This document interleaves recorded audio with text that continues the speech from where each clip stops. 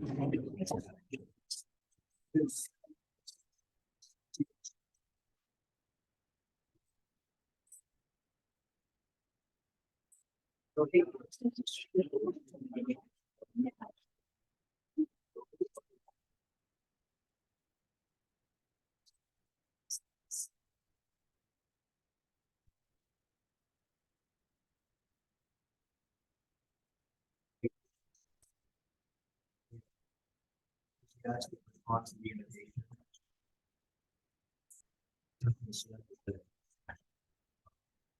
State that the social media that main means of advertising the roles that they would have had. I'll be that memo, and there's no thing about the city leaving, so. All right, earlier in our council meeting, I just want to take this opportunity. We had some new members sworn in. Ryan Hutton was the newest member of our council. Gary Alkovich was sworn in for another term, and Ed Clear was sworn in for another term. So I think that is out of town. I just wanted to thank each of them for their service. Please join me for joining the campaign now.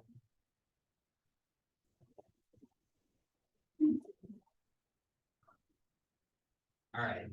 So as far as an overview of what I would like to accomplish, I want to have this as interactive and collaborative as possible.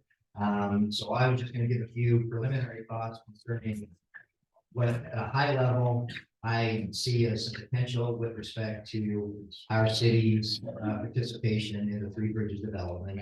And then we're glad to have Larry here on behalf of the development. And I was going to give Larry an opportunity to say a few words, and then we will turn the time over to each of you and give you a chance to make your voices heard. So the one thing I do want to emphasize is that I think that tonight's exercise really ought to be focused on our city's involvement. Okay, thanks, Tim. Our city's involvement in this development.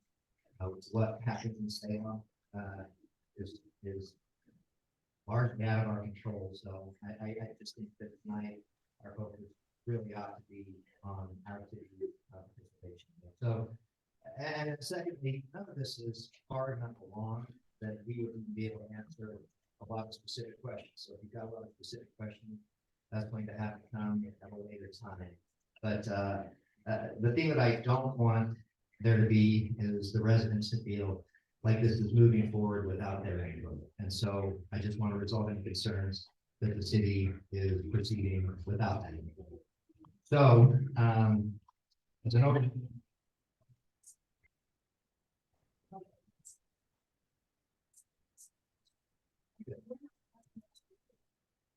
Correct, yeah.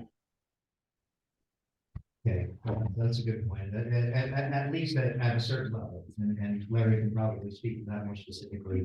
So there have, I mean, there it is moving forward with respect to so just as an overview, so Three Bridges has expressed an interest in accessing its development through 112 or 11 so what you refer to it as, and the city. Or Three Bridges has also expressed interest in relocating our selection. So with respect to the access through 112 South, if the city did agree to this, it would necessitate the removal of our existing mailboxes and relocating them. And Doral, Councilmember Kinnison, he pointed out, and it has been something that we're aware of, there is a current need to upgrade our mailboxes. So the timing for that might actually be well suited because we've outrun our mailboxes, but it would require them to be relocated. And then also get the salt shed. We've run out of mailboxes. We have more people who have mailboxes. So any resident actually have to go to the post office. So we need to rebuild that and have more capacity. Thank you. Okay, so those are the two concessions that the development has, again, in a very general way, asked for us to consider. And so in exchange, what we would require is the relocation of those structures would have to be at no cost to the city. But as far as I'm concerned, the city would also, at a minimum, have to receive fair market value for both properties. So put another way, if relocation costs less than the fair market value of the two properties and their associated structures, the city would expect to be compensated in an amount equal to the difference between those costs and the fair market value. And then if relocation costs are more than the fair market value of the property and structures, then added cost would have to be absorbed by Three Bridges. And then another thing that I think we would need to require as part of that would be the Three Bridges would have to agree to zoning changes with respect to the two parcels that it owns in Woodland Hills. And that is at item 2 on that rejection.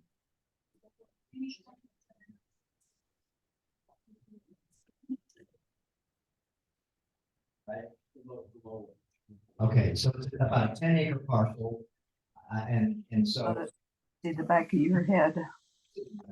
and they would be obliged to agree to zone it for a specifically tailored commercial purpose. And again, this is several steps down the road, but what that would allow us to do is it would allow us to get some commercial tax base to ease the burden on the residents with respect to I maintaining teach you.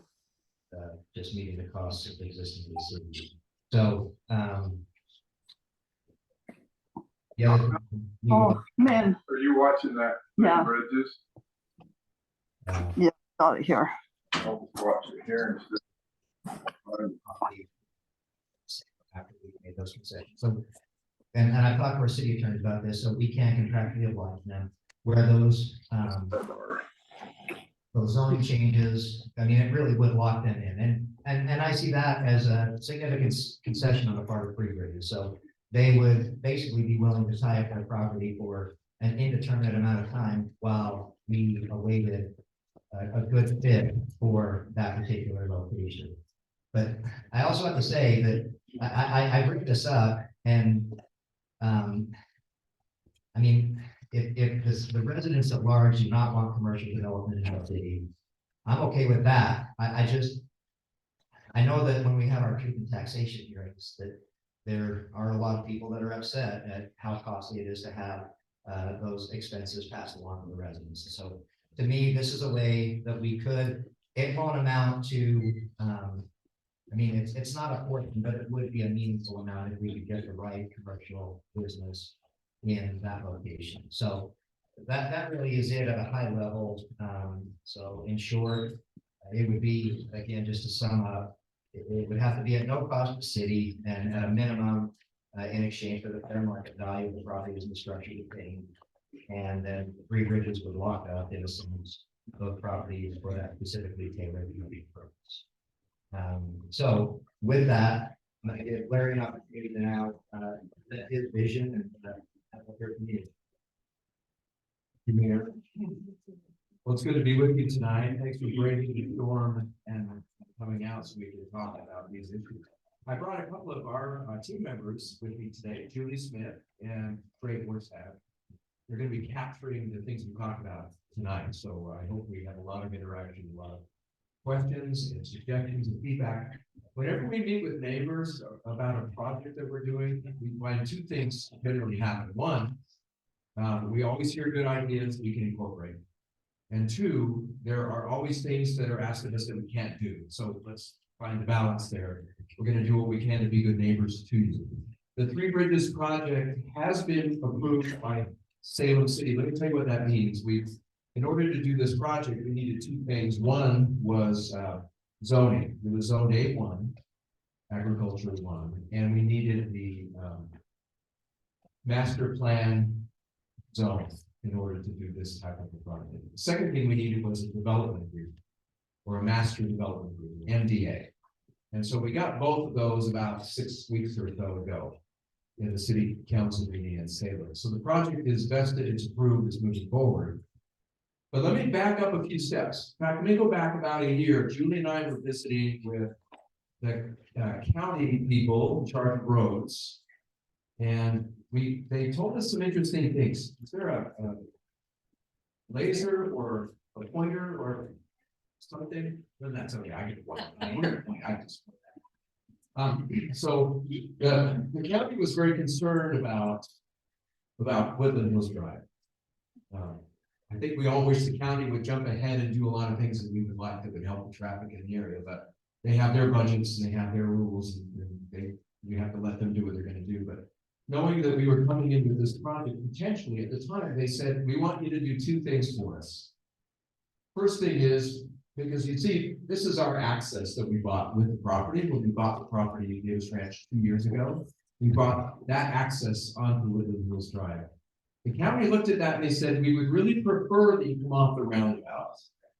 Because if the traffic on the roundabout is there and you have traffic right here, that's just not the best traffic pattern. It would be better if your traffic came in off the roundabout. So we said, okay, well, we don't control it. The city of Woodland Hills owns the mailbox area and where the circle is. And we don't own this land, and so we had not yet purchased this piece right here. So the second thing they said they wanted was they wanted to control the storm water runoff. Because it was coming down this gully and it was sometimes crossing over the street and flooding basements, and they were getting a lot of complaints. So they said, Larry, if you and Julie and your team can stop those two things, get on the roundabout and stop the stormwater damage, we will be your friends. I don't know what that, I still don't know what that means when they say we will. Are they gonna do something for us? Are they gonna like widen the road here so we can all enjoy better traffic? I'm not sure what that is. So they haven't told us what that means, but obviously they wanted those two things to happen. And we realized in order for those two things to happen, we'd have to buy that piece of property. And so we started a discussion. And right about then, Mayor Winder called me up. He said, we'd like to talk to you. And I think Councilwoman Malkovich, I think you were there too in that first meeting where I came in and we talked, we gave you an early plan, kind of here's what we're looking at. And I said, by the way, the county would like us to deal with stormwater. Some of the stormwater, by the way, comes off your hill onto the Davis Ranch property. And some comes off the Davis Ranch property, but it all flows down right here. So this became kind of a critical piece for the stormwater as well as the roundabout. So we started talking about what might happen here. And I have to say, you've got good elected representatives, because the first thing they said was, well, what can you do here that's going to give us tax base? That was good. In most cities we develop, and that's what they're looking for. And so we weren't surprised by that, but we started looking into if we could buy this land, what could we put on it? And I actually started talking to farmers and other grocers. So far, no one's said yes, so I think that's because there aren't enough homes around here yet to support the grocery store, but it will be with our project combined with the PR Horton project, right? At that point in time, I think this area would sustain a grocery store. So we started talking about if we could pick up that piece of property, reserve some of it, whatever acreage is required for that type of thing. It's going to be in that 3 to 5 acre range. So of those 10 acres, we need to make sure we earmarked and got the zoning and everything so that we could remain a grocery store and some other tax base generating stores. And so that's kind of how the conversation went. We've talked several times since then. We've had a lot of your citizens come out to the table meetings, and I recognize some faces tonight. Good to see you all again. You've been very cordial and nice to work with, and thank you for that. I think we ended up with some good things, like we've said, okay, we don't want to push onto Maple Drive for one thing. And I honestly thought that would get some applause. On the table for sure, you're saying that on the record. We're not pushing for it. The only thing that one access. The officials tell us we need it for fire escape. Right now, you've got a crash gate for fire onto that property. I don't know if we can legally close it, but that's our plan. So we will keep you apprised of what's happening on the Maple Drive thing, but right now we have zero plan to attach, to connect. And we'll let the life safety and fire people tell us what should be done there. So when we bought the property, we had a crash gate that you can come onto the property with fire. So we'll see where they tell us to. And we don't mind if you have to go that way on a fast way. Yeah. Exactly. So that might be the extent of what stays. For all we know, that's all that is on the table. So we have no plan to do that. We took it off our plan. I haven't seen it taken off of any plan. This is an old plan. This is an old plan. You have a new plan? We'll show you the new plan. Tonight, we're talking through these issues. Just to ask you, if you do have questions or comments, just be sure to keep them in mind. We'll show you the plan. But we want to be good neighbors, and so we started talking about a few things. One of the things we think will help you is actually kind of revamping that roundabout. I think it needs a refresh, isn't it? Maybe 2 lanes around instead of 1. Some of it's kind of broken down. So we would do that as a part of coming in off of that. And by the way, it's preferred by city. Obviously, city owns a section of this, right? Roundabout, the mailbox triangle there. If it's preferable for you and your representatives tell us that you don't want us to come off the roundabout. We will use the access that we already have. We can do that. We couldn't buy the land without having an access on the west side. So it's not like we have to do that if you don't want to do it. So that's one thing, but if we can preserve some of this and maybe even buy more land, we're looking at buying more land along Woodland Hills. We've got a couple of conversations going. Obviously, can't talk about it right now, but that would give us a chance to put more retail on Woodland Hills. I think the area would do better, frankly, with not just a grocery store, but with a few restaurants and some retail, maybe a Maverick, Starbucks. So yeah, I think that it's time for us to start planning that and hopefully bring some of that in. So We'll send you the new map. the next You can't thing control we want to talk about is the salt You shed. don't drive as well with that one. We started talking about the salt shed. We do need a place to put our back of the house maintenance equipment.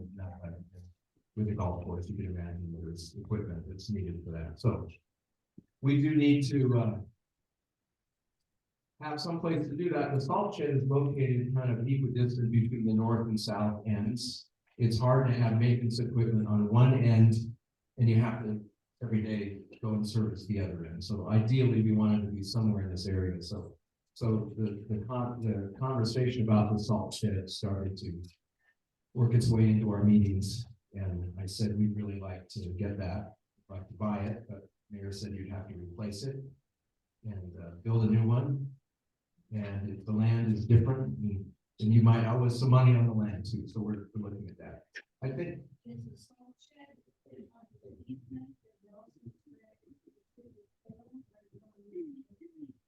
The salt shed is in Salem property, but it's owned by the city of Woodland Hills. So, did I say that right, Mayor? Yeah. It's in Salem city limits and it's owned by the city of Woodland Hills.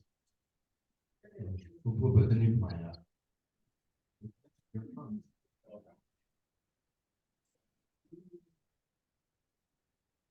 So, if you look at the south side, you see that there is no more connection to Woodland Hills, to Maple Drive. The crash gate, the fire gate. So we can't remove that legally, but that may be the only thing that remains. So, and other than that, I think the plan is pretty much better. So we were talking about the salt shed. So the access to the salt shed, the drive to the salt shed itself would be something that we would take over in exchange for creating a new salt shed. I don't know if you've decided the best place for the new salt shed, but we're so early in this conversation. Some of those details are just not yet figured out. Yes,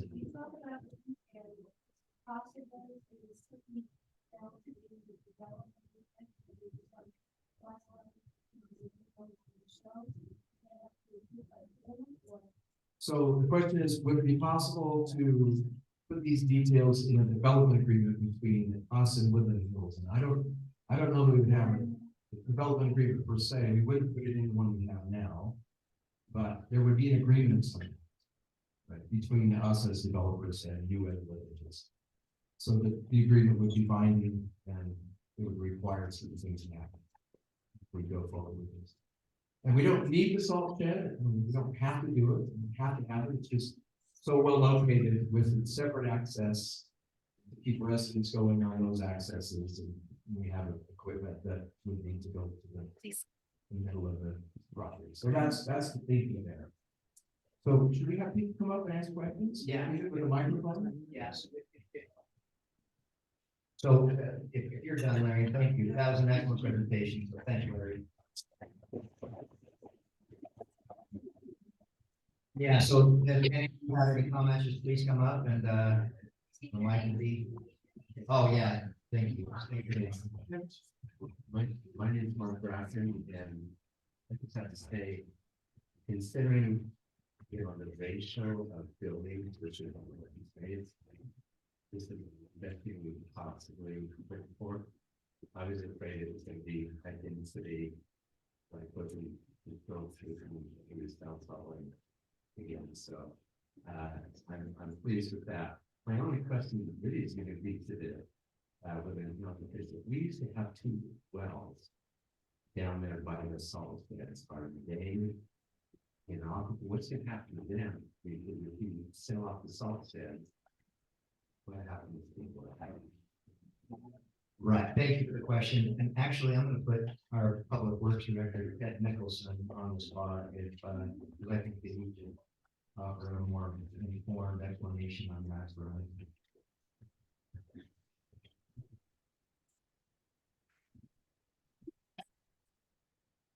Yeah, thank you for the question. So we do have 2 wells down there. Those wells have been used for years.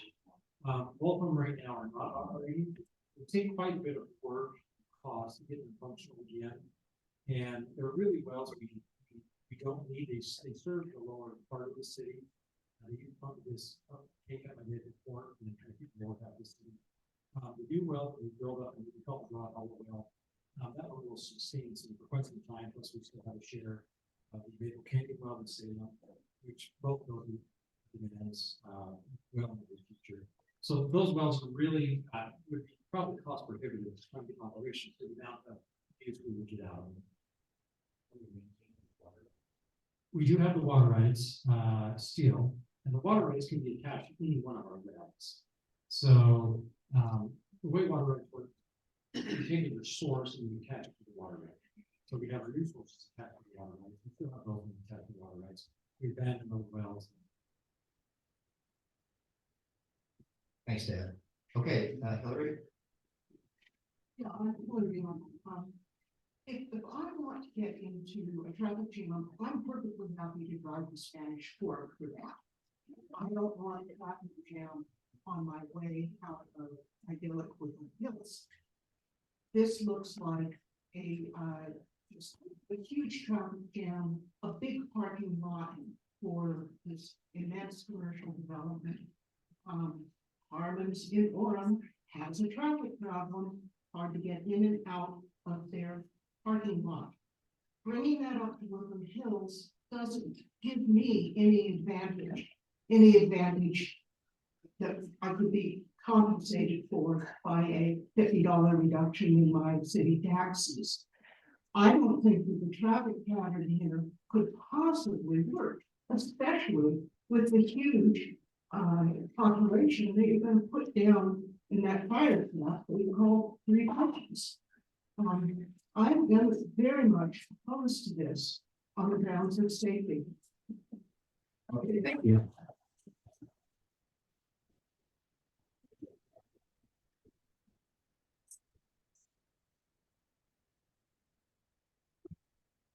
So I'm David Barnheisel, and I'll preface my question by saying that we all live in deer habitat.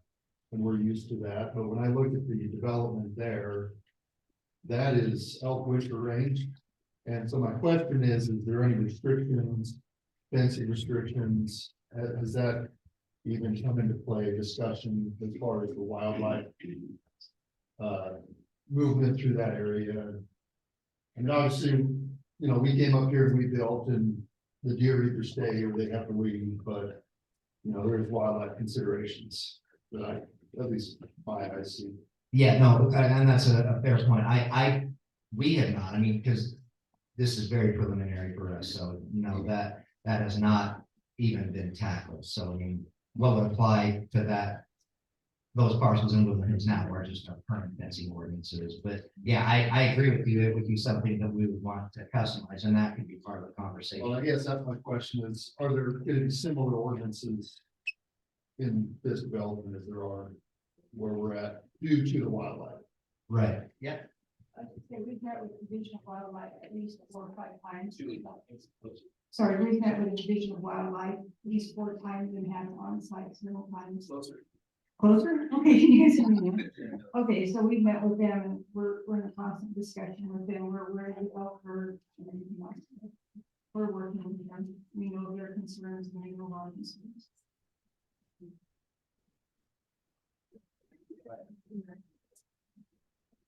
I'll go back to Hillary's question. We do have this access. We're looking at cutting it off in favor of the roundabout, but we also have 2 accesses on the north. So that would be a different way in for people, so it can keep some of the Woodland Hills Drive traffic. It would turn on 1280 before we come up to the roundabout. So we can have.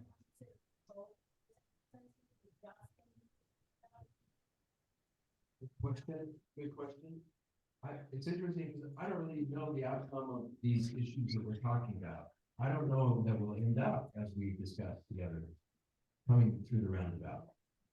So I don't know if we're going to get the salt shed in this drive. So I can't answer the question, are we going to have 2? If we come in the roundabout, we'll have an ancillary one here, that would be 2, right? For equipment. But I don't have a plan to do the roundabout and this one. I think it's one or the other here.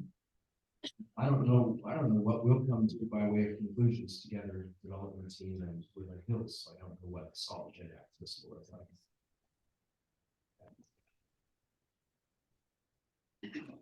My name is Chad Nolan. We spoke before. We have property that borders that development by the church. And so we've been in discussion. I just have a couple of questions.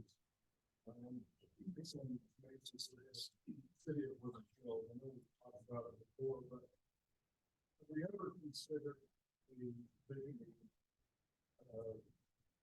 a visioning exercise to do surveys to poll our people or to have predictions about, you know, what we want in the city and what fits in the city? I know we have not this development, because we have quite a bit of open space down there.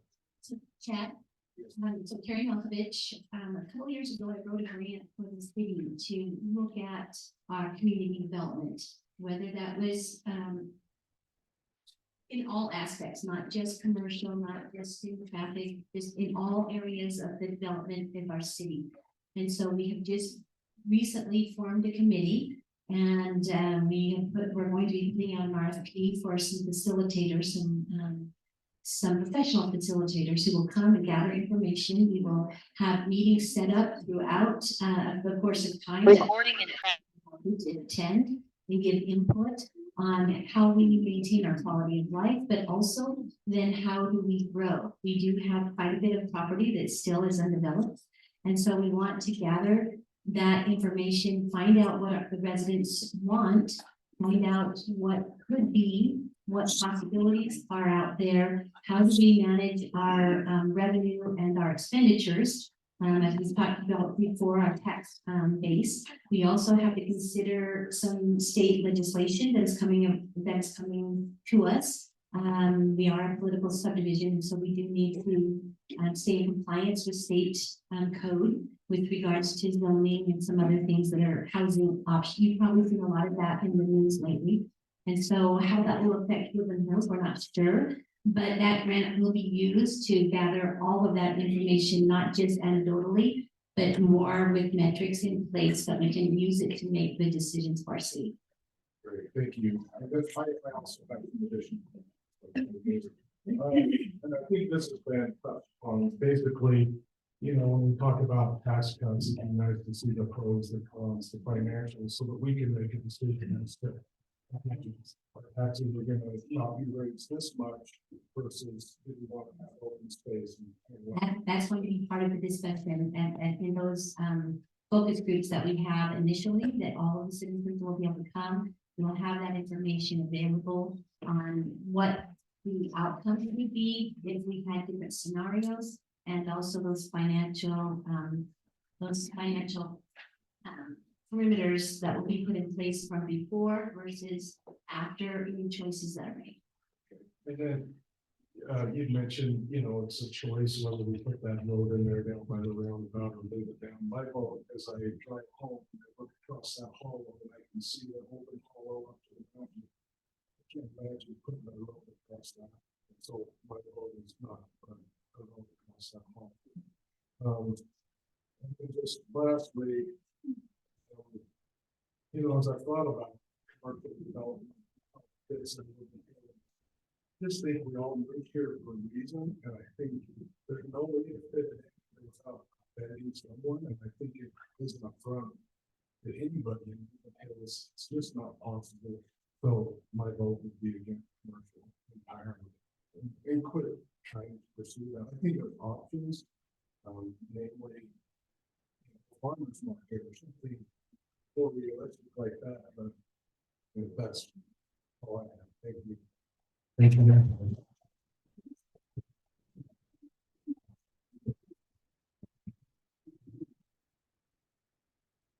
Hi, I'm Sherry Berger, and my question is, can you define access for me? We've all seen a lot of good things going on here in Woodland Hills. We've all seen mitigation projects that necessitate huge trucks on the road. Will you as the developer be accessing regular trucks to build on Woodland Hills roads? And if that is the case, for access for them, I would suggest that we put something in the agreement when the roads are damaged, that the development is responsible to have that damage. Phase one of the project is on this, the north tip. All traffic would come down 1280 and would go into the project that way. At some point in time, we would be accessing on the west, as some of this is going in here. And so when you say Woodland Hills Road, you're talking about the county's road that's called Woodland Hills Drive? No, right where your finger is right now, going up towards where the salt shed is. Oh, right, this one? Yep. Well, Woodland Hills Drive is this one, right? Yeah, that's The church here, the roundabout is right. so would be to develop, you know, the dump trucks, the lumber trucks, the whatever, heavy trucks on our roads coming from the roundabout to the salt pit. I imagine that the traffic for doing this construction would be similar to the traffic that has gone on with all of this construction. So what are you talking about? Normal wear and tear on roads? I've seen what's happening.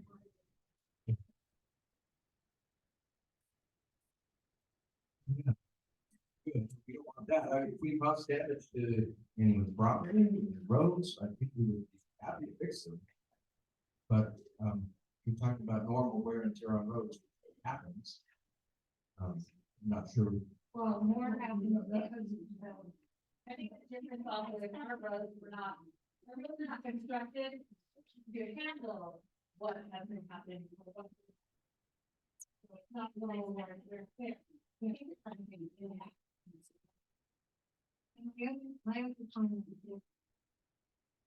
lived in British Island.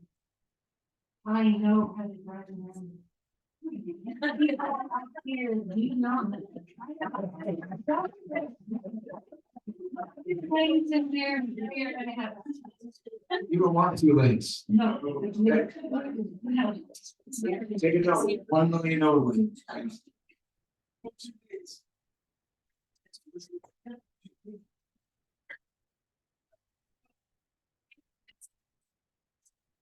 Not county owns the road, they dictate what's happens on the road. They tell us, you're gonna redo it, you're gonna do it with 2 lanes, we're gonna do it with 2 lanes, but. If our preference is 1 lane, and we can talk them into that, then it's supposed to be 1 lane.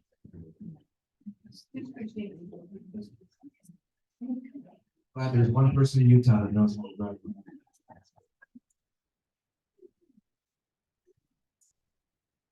I live on Rickman Drive, and I do appreciate the fact that you're taking those roads off, and hopefully the one road won't be a very fire road. Quite frankly, didn't get used in the last fire at all, so I'm not sure the need for it, but my biggest concern at this point is the salt shed. I know you guys are wanting to trade it, and you guys are wanting to do whatever. What are we getting from that? All you're doing is trading it. You're trading one location for the location that it currently is. I've lived on golf courses before. I grew up in Newport Beach, California. And I can tell you right now that that is going to be a noise problem if you put your maintenance shed down there. And I, for one, will be calling every day to plan it. I also know that in most golf courses and most country clubs that I've ever been involved with, that maintenance shed ends up in the middle of the golf course someplace. It's either at the country club where the people come in and pay for their tee times and get their golf course, or it's someplace located inside of the golf course, not on the outside of the edge up against the hole. So I, for one, personally would not like to see that get traded for any reason. And I'm also too opposed to commercial development. I know you guys keep talking about developing commercial down there, and it's a very, very small amount, but it's going to make a difference to our taxes. Quite frankly, most of the people who live up here moved up here to get away from that mess down there. Yeah,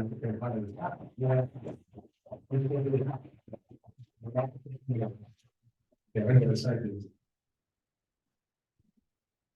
And I appreciate all the input, and like I said, the whole purpose of this exercise is to gauge everyone's appetite for commercial development. I mean, the one thing I will say is that, you know, as we've talked to other cities, I mean, Woodland Hills is very unique in that it doesn't have any, and we've had just casual conversations with representatives from other cities, and they're like, well, how do you pay for anything without commercial development? But as long as the residents are willing to bear the burden, I mean, that is certainly an option. It's just, I mean, we hear both sides of this, you know. Come a truth and taxation hearing, we'll be hearing very different points of view. And the reality is that there just isn't enough money to meaningfully sustain our expensive infrastructure without a very heavy burden on the residents or looking for revenue from other sources. And I can appreciate that, you know, there might be some options with things like farmers markets, but they're just not going to generate the volume that would really have, in my opinion, a significant impact. So, I mean, it really is one or the other, but if the appetite is not there for commercial development, that's why we're holding this. So thank you for the input, but I just want to make that. Also from the online audience, we've been asked to make sure we're speaking one at a time. If you can get nice and close, real personal with the mic, that'd be very helpful. And yeah, especially right there with who's speaking, so that those online can understand it here. Thank you. My name is Susan Hendrickson, and I am not up to speed on this at all. I just barely found out about this hearing, so I apologize that you're gonna have to just kind of bring me up to speed. So Carrie, give me an idea, what percentage of Woodland Hills is undeveloped at this point? If I remember correctly, we have about 600 acres in our city boundaries that are not developed, that are currently farmland or mountainous areas. And so one of the reasons that we decided to go for a grant for community development is to say, okay, we have this land, it's mostly that flat land between the churches and over to Elk Ridge, right? Does it need to be developed the same way that we than all the other development in town? Or are there other alternatives? Do we want more parks and trails? Do we want other things in place? What is our financial burdens? And what can be alleviated with different changes? Maybe it's zoning, maybe it would be commercial, depending on what people want, right? Right now, there's nothing on the table. It's going to be bringing all the residents to the table to say, what do you consider? We know quality of life is the number one concern in Woodland Hills. And we put in safety as well, right? Snow removal, fire danger, etc. But really people come and move here because of the quality of life. So how do we maintain that and yet at the same time, look at the reality of our city, whether it's the finances, it's the building, it's the fire dangers, etc. And how do we mitigate that with policy? And so we will be bringing you together professional facilitators who will come and help us gather the data from you. And then that will help our planning commission as well as the council make better decisions with your money and with the remaining land. We know that we're now landlocked, right? We have Salem coming right up to 11,200, now Salem coming up right here from the old Davis Ranch and Elk Ridge coming up. That land that is on 11,200 does border Salem property, and it can, if we don't make plans to use it correctly, it can be just like Davis Ranch, and somebody buys it and says, I want to annex it in Salem, and then we have no say. And so it's really, really important that all of you come when we have these meetings so that we can discuss what we think is best for that land. At the same time, that land is privately owned. And we have to respect private property rights. And that's an important aspect of who we are as well. So can we get to a place in community development that helps all of us who have planned to live here, but is also beneficial to those current property owners and to encourage them to remain in Woodland Hills. And I'm glad you've got those plans in place to address those things, because that is important. So we've got a bunch of development that's gonna be happening right here as far as residential. We still have a lot of that. Yes. So I don't know how big of a community you have planned. We have 700 residential units Okay, and an 18-hole golf course, okay, and 55% of the land is open space. all right. So my other question is, if you've got 700 residential properties, that is a lot of cars, right? So what traffic studies have already been explored? Because if we're still growing and you're growing, and then we've got the old church farm that's feeding onto Woodland Hills Drive. Heck, I didn't move out here to be in a traffic jam, just like Hillary said. I moved out here to be in open spaces. So my big concern is with traffic. Traffic is huge. And my other concern is water. So it sounds like you said that we've got a well and part of this Salem well. So does Salem have the capacity for water for your development? Is that going to be a problem? We have water shares enough to build and maintain the project that we have. Okay. Okay, so there's already water shares. What about the traffic studies? Are we far enough that there's already traffic studies being done? Before we can build the project, we will have to submit a traffic study to Salem. Okay, so I didn't understand, I may not have listened closely enough, but when are you planning to start developing this? This next year, 2024, summertime.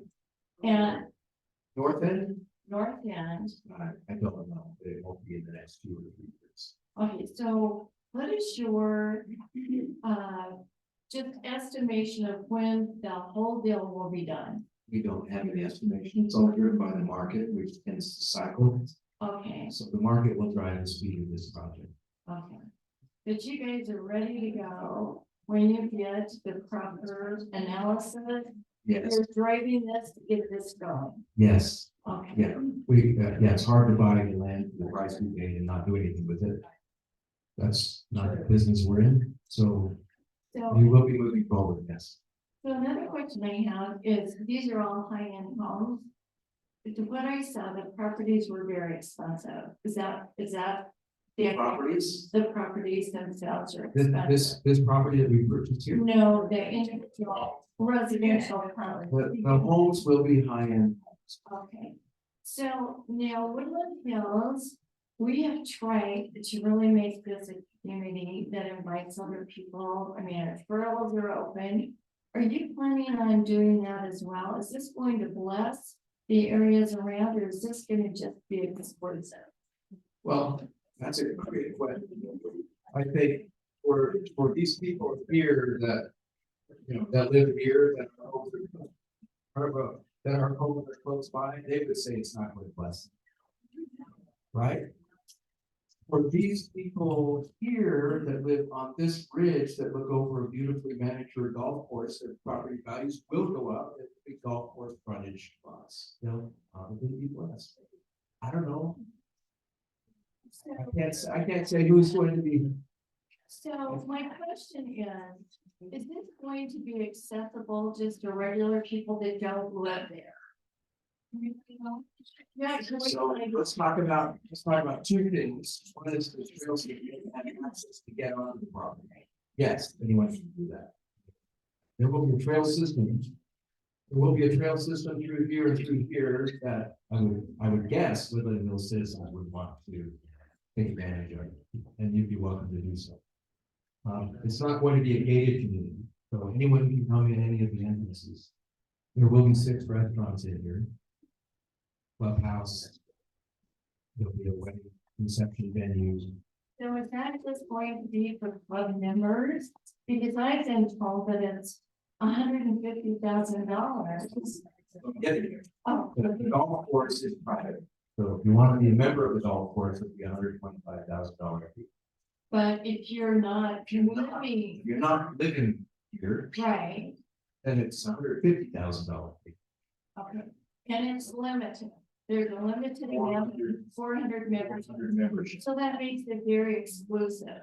Yes, Okay, so this is exclusive homes, exclusive areas. yes. Inclusive trails, inclusive roads.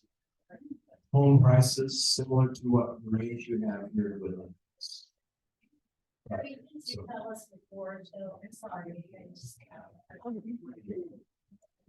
Didn't you tell us before, though, that we would have access to the surf lake and some of the amenities? Yes, yes, there's a park on the north end. Right now it's shown here. It's changing, the configuration is changing. We still have a park, we still have a lake, but because of fault lines, things are changing a little bit as we get into the engineering.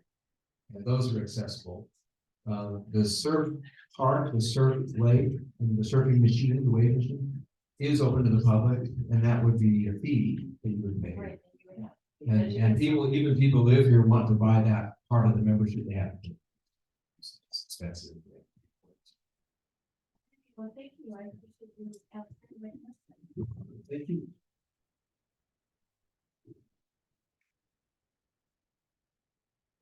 Good evening, my name is Tim Peterson, and I have 2 questions for the developer and the development team.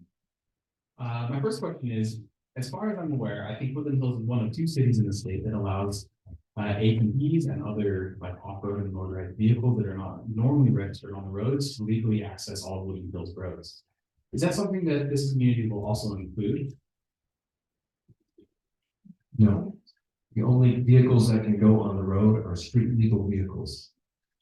So that's, so golf carts that are street legal, that's a different type of golf cart, could do it, but not ATVs. That was my follow-up, is the golf carts then are crossing the roads through the development to get from subsequent holes, is that correct? There will be certain crossings, some are under and some are over the road, yeah. Okay, but none of them crossing the road itself. Oh, there will be crossings of the road. Okay, golf carts on the road. Golf carts on the road and the golf cart crossing.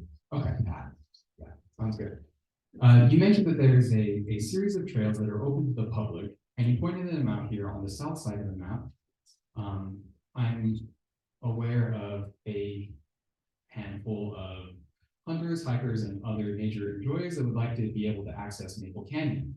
I see that there's some trails around the area, but if you wouldn't mind for me, please, pointing out where you expect people to be able to access Maple Canyon and where you think their cars might park. We don't have an answer to the parking. We've asked the engineer to come up with a parking at the trailhead because we think people will want to come and do that. The access from Woodland Hills and the trails, is that a question you were asking? Yeah, where anyone from the public might expect to access the hiking trails, specifically regarding the Maple Canyon access. So here's the water tank, here's the canyon access, right? Yes, sir. Right, so we don't have a parking yet. We've asked the engineers to come up with a parking lot. Okay, so if not the parking, then assuming the engineers will take care of the parking aspect, where would one expect to walk from wherever the parking may be to access that? From what I can see, it looks like it's crossing public property or private property. Yeah, I'm sorry, I can't answer the question because we haven't gotten that far of the planning. We're still very preliminary. We have asked for a trailhead parking lot. Okay, So we'll let the engineers get into topography and streets and lots. They'll tell us where the best places for parking. thank you, Larry. The last follow-up question I have on that then, given that the mouth of the canyon is situated right next to the water tank that is obviously valuable to Woodland Hills, but I would say vital to the development. We had an issue a couple of years back where there was illegal access to a water tank that put everybody on a boil order, right? Given that the access to Maple Canyon goes right past the water tank, are there any sort of plans in place to make sure that that is not accessible to the public or a way to protect our water supply? I would think that Salem would have to take steps necessary to protect the water supply in that case, since it sits on Salem city land and the tank itself is owned and maintained by Salem City.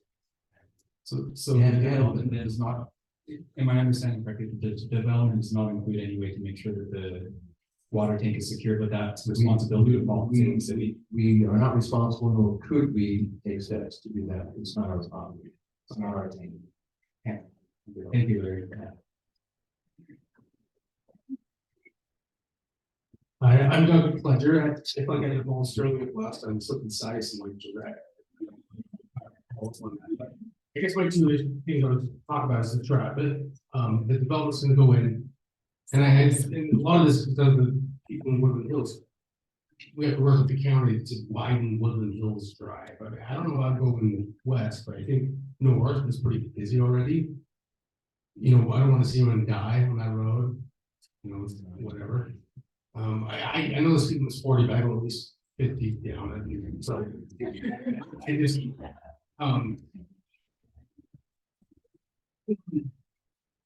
so you appreciate the dark skies and it is like dark skies. Larry.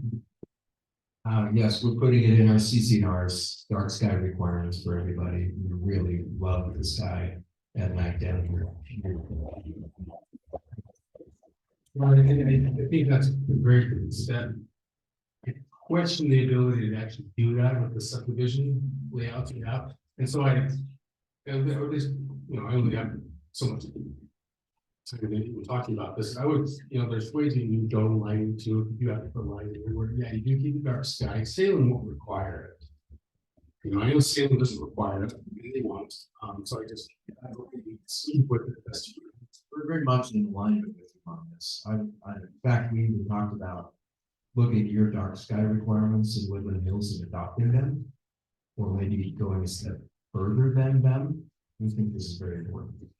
So I don't think I don't think we involve ourselves exactly to know, you know, but it just having to know that requirement does help. You know, as if there's see the stars.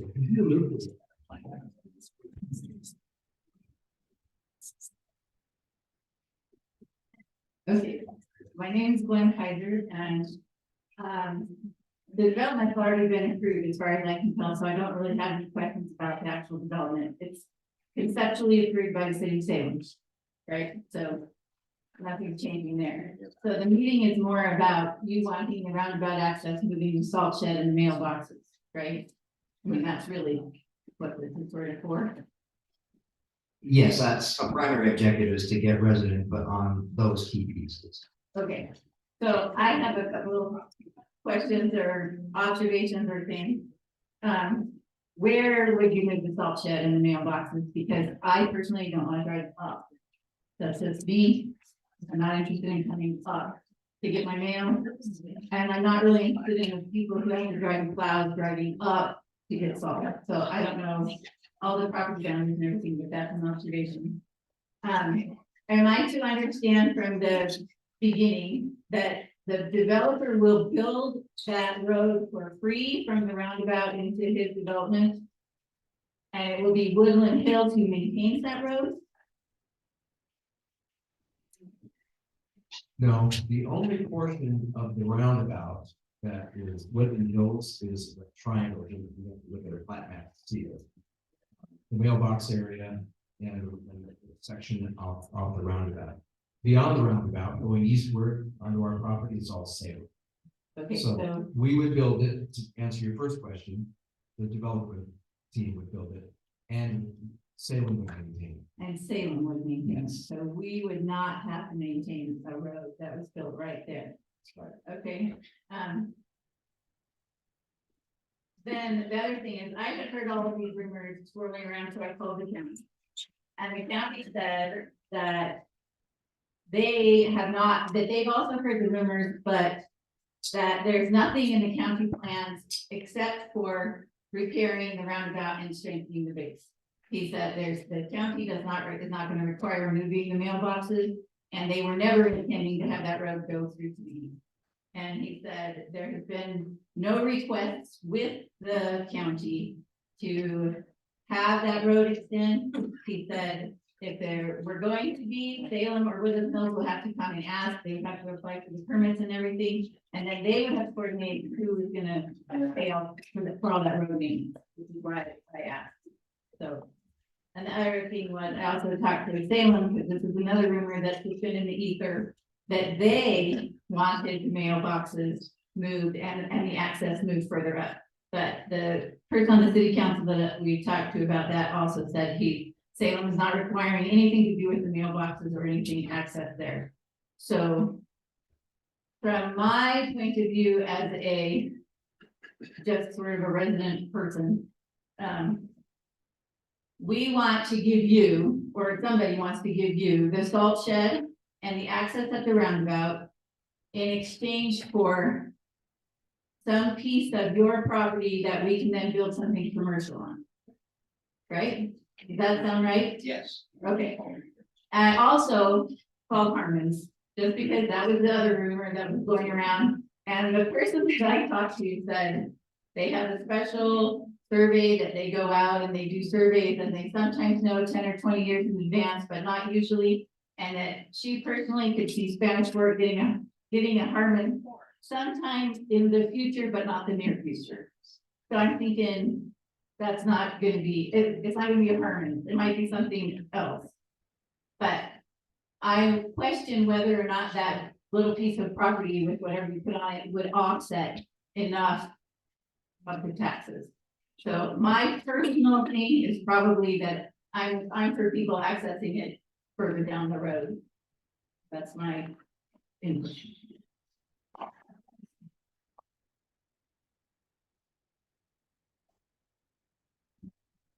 If I may respond, so no, we haven't made a formal request to the county, but to going off the roundabout or go east from there. It's not what I said. So set the record straight. We spoke with Glenn Tanner, Utah County Public Works. And Glenn Tanner said, we would like you to do two things. We'd like you to handle the stormwater, so it doesn't go across the road and flood homes. And we'd like you to come in off the roundabout rather than the entrance you have north of the roundabout. He said, we'll try. Salem had, I've never mentioned Salem City in the roundabout. Salem had nothing to do with the roundabout. And so let me be very clear about this. If the city council says, you can't do this, we're not gonna let you, we'll come in here. Okay? City council says, we don't need any stinking commercial or whatever people were thinking, that's okay. You don't have to do it. I'm not, I don't do it under construction, but we're here to convince you, so. The city's not giving us the salt shed, we're buying it and replacing it, probably cost us more than not doing it, so. We're here to talk about options, and if the options don't work, we'll hear it from the mayor and the council. Tonight's one way of getting the information, and there will be other ways, I'm sure, of getting information.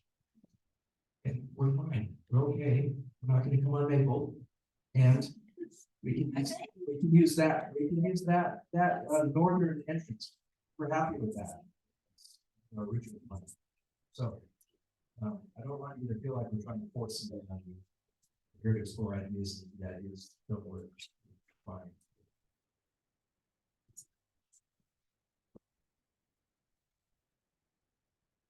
I'm Haley Jorgensen Pleasure. And as a resident of Maple Drive, again, thank you for pulling that off, though it still seems a little bit not 100% set in stone. So I guess I would say to my Woodland Hills people, once again, that's not a safe road. And I just want to again reiterate that's not a good option. So I hope you can be rest in that. My second comment, I mentioned this again and mentioned I'm not in the area that will be blessed to overlook the golf course, but instead be surrounded by 11 new neighbors. And once again, I'm asking, is there anything that can be done in terms of a buffer zone, whether that's landscape or lot sizes, or I know someone said there was a elevation difference, and I invited you to come to my yard to see there actually is not for most of it. Can you help me point, where are you? Around 540 south. Oh, good. So you're, what, right? Right there. Okay. So, we're on a little over 3 acres. What size of lots are those that I'll be surrounded by? Those are shown as 130. Is that your neighborhood? That's a very. It's all the trade-off, it's usually spread around to this project, such that instead of having the 15% minimum open space in the project, we have 55%. Golf course, golf course, help us get there. So the overall project is what it is. Understand. And you But are up against. very directly affected. Anything be done? I would be Really happy. do anything. I would be happy to come out and walk this property. I've done that a couple of times. You asked who? You and the Thomas, my number. I was welcome to come If you'll, walk. if you'll get someone to get in contact here after this meeting, we're happy to come out.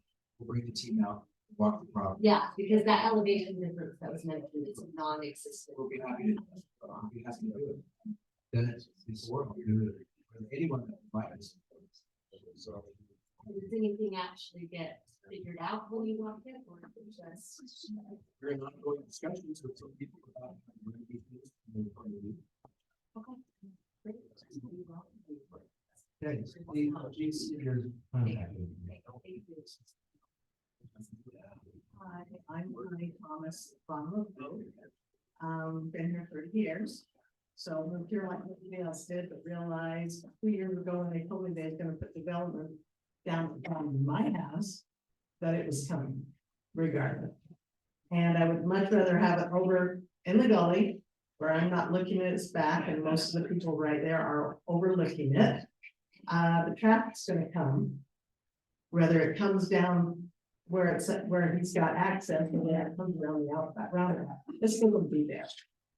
And we may have to wait for the county to catch the roads up to the traffic, but they can't control that even waiting.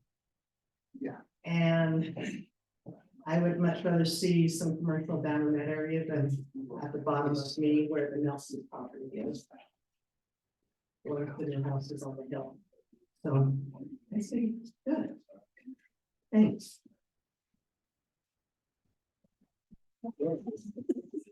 Sarah Lowe.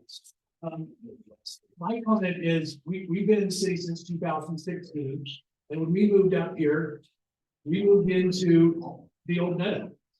And all of you older people, I don't say that as age old, but people that have been here a long time, that used to be old, that was open space. And I'm the horrible person that took over that open space. Now, 7 years later, here we are complaining that somebody else is coming in, and it's always, I'm the last one in paradise. Nobody else is allowed to come in after me. Well, if I had several hundred and maybe even billion, I don't know how much you paid for this property or the DR Horton property down in BYU land, go ahead and preserve it as open space. But since I didn't, they bought it and they have every right to develop it. So I don't think we should be telling them that they can't do this. And I appreciate that they're doing a lot of open space in there. And thank you to all of you old timers in Woodland Hills that allowed me to come move in and use your previous open space in your beautiful open meadows that I'm now enjoying as my home. That's my comment.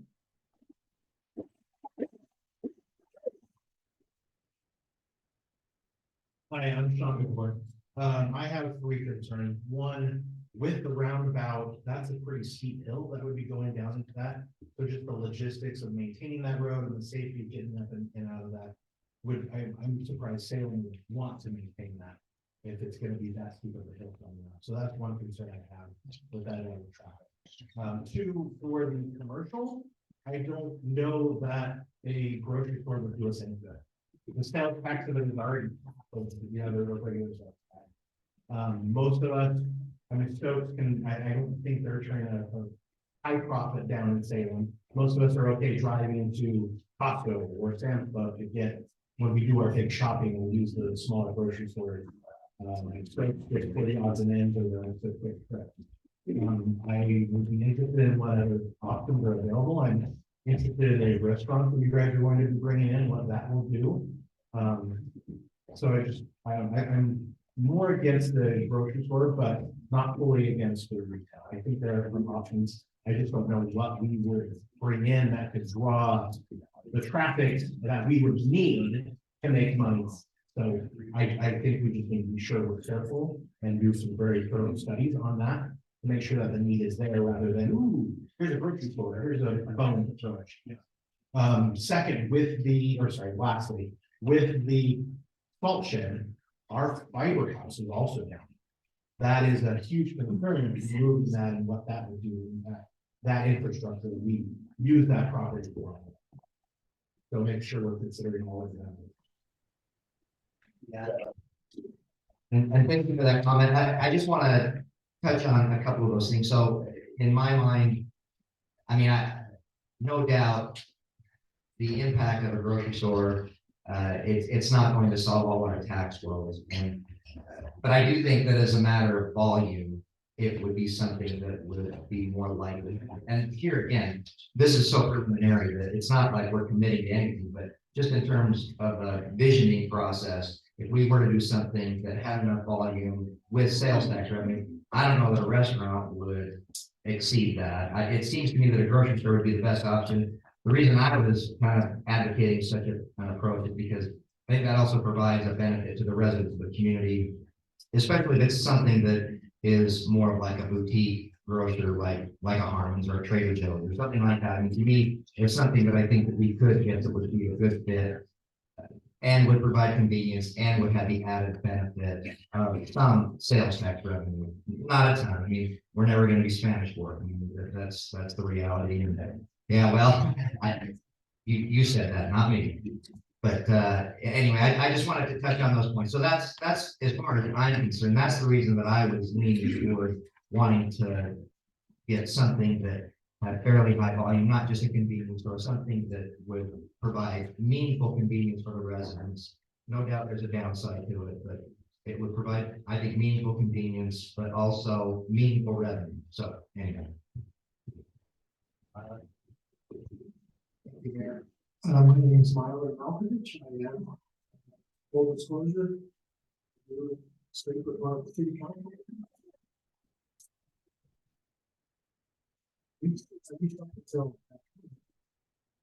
Anyway. But full disclosure, we had that problem when we were building the house. But, I am a licensed architect. Several states. And involved in development. Production. For life, probably since. Yeah, for my mom, I was one of the hand of my hands and we should use it. So I tried to do that my entire life, and I'm not anti-development. In fact, I had in places and times of my life. When I was attending BYU, I came to work on several of the houses that were the initial houses that were here. And what was that time? Just you need to be working those. I think it was actually one of the three homes. You have to drive across a whole rickety bridge. It was a one-way bridge. Didn't think they could even get concrete trucks like that. But I don't know some part of the field. So I'm not.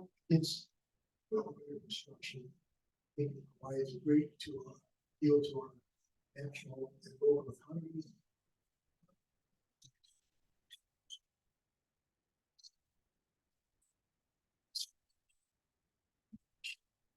Thank you for listening to us, even though you didn't have to. When the city residents from Woodland Hills attended Salem city meetings, and we expressed our concern there. Thank you for responding. That's says a lot about your character. You didn't have to do that. Thank you for doing that, and thank you for so my points this evening are specifically this around the issues that we have input on. Roundabout, salt shed, and I heard some discussion on there's kind of this no man's land that exists east of the church meeting house at the roundabout, and diagonally down is that triangular piece of property towards the salt sheds. Now that currently isn't part of your development, and I don't know if you can address this at all in public meetings at this point, but we talked about the land north of 11,200 that would be used for other things, and some of that's potentially this commercial development. But there's this triangular piece, and then I heard some discussion about, is it just the salt shed or is it access to the salt sheds? Would we be talking about, so I'd like to have some discussion around this kind of this no man's land east of the church and triangulated by the salt shed. So you're talking about this piece right here? That piece right there, yeah. Yeah, that piece is down on the hill in the flat part of this flat section that runs through the property. This is not our property. Not your property, not today. Well, I don't think it will ever be our property. I think is it Reed owns this right here, and his daughter, and I believe Chad, her husband.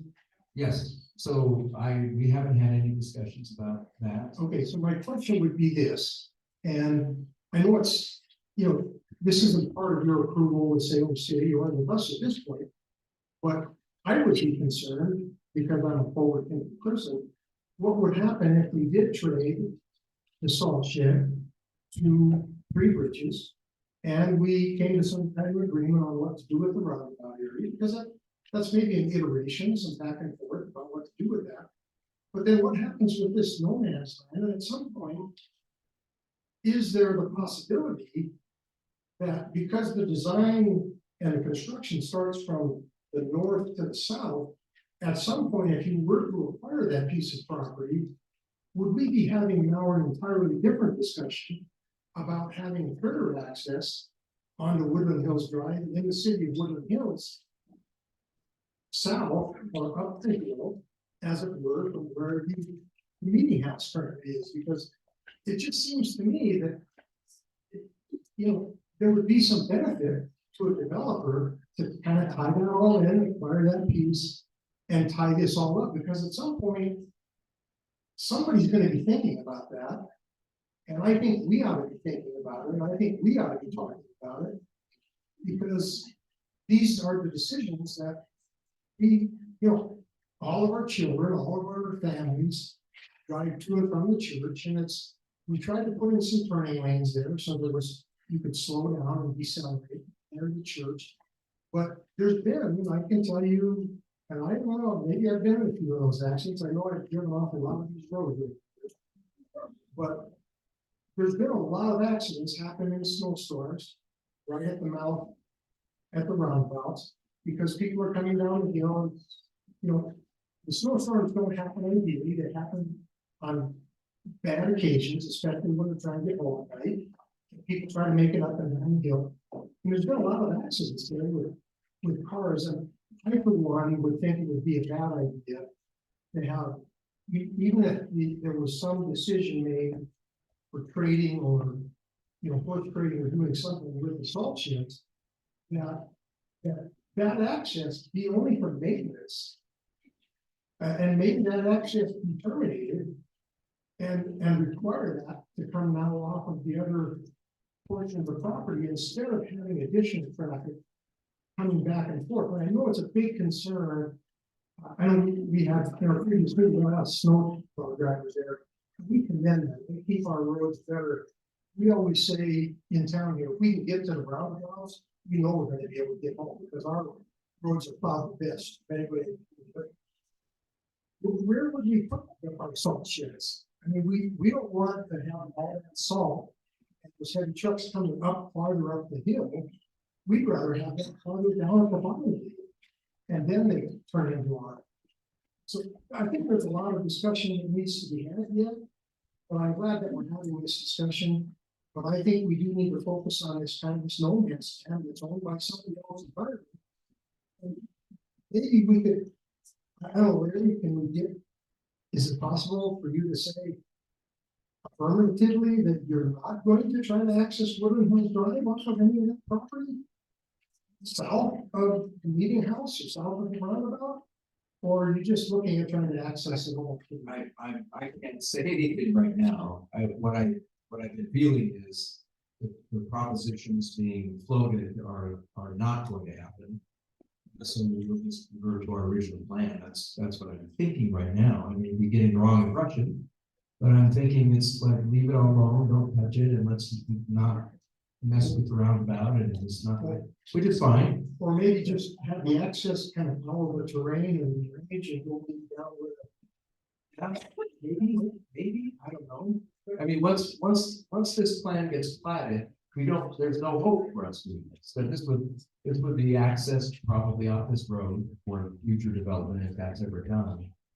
So we can plan this piece here, including this section, because we own it. Plans are moving forward for the project. At some point, you don't turn back and say, well, what if we stop this plan and you got more land? So I don't know what to do exactly, but I mean, we're here to figure out what you all want and act accordingly. So Yeah, so my preference would be that we don't have any east and west access off of Woodland Hills Drive. I think that's generally it. So you're not in this one? That's all. oh, that's beyond our control. We're saying basically from the roundabout up the hill. I think that's where this evening has gone in my mind. Yeah. So thank you for listening and thank you for your responsiveness and thank you for coming tonight and come up anytime. Appreciate it. My name is Jeremy Searle. Point to the next minute. One, I've been very involved actually in the regional transportation planning in this area. I guess a few points that people may or may not know. Woodland Hills Drive is planned to be widened to 20 lanes each direction in the future. That's tentatively planned between 2033 and 2040, so it's way out there, right? Similarly, 11200 is also planned to be a pilot each direction. And that is planned to continue to the west and connecting the new Payson industry. So there are roadway improvements planned in this area. It will just take a while to get there. Going to the roundabout, if both of those are 2-lane roads or 2 lanes each direction,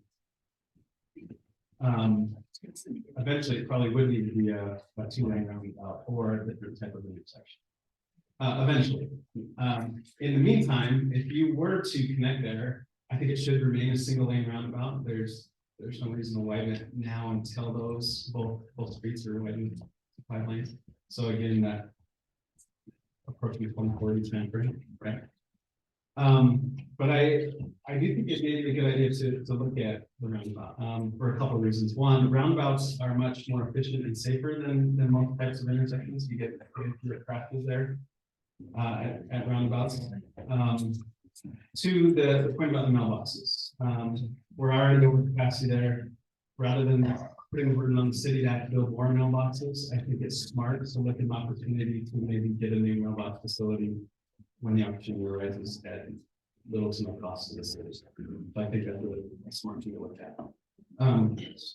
Related to that, same thing with the commercial. I know there's a lot of people that are concerned about commercial in this area. I understand that, but commercial and development changes coming. So this development's already approved. There's already commercial in there. There's golf courses, there's restaurants, there's other things happening along Woodland Hills Drive.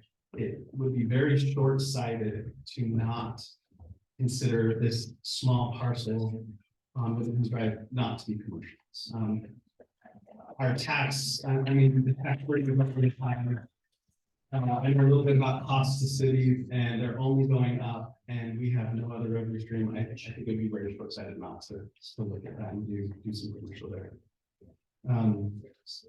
And I appreciate you coming to. I think it's very well done. Thank you.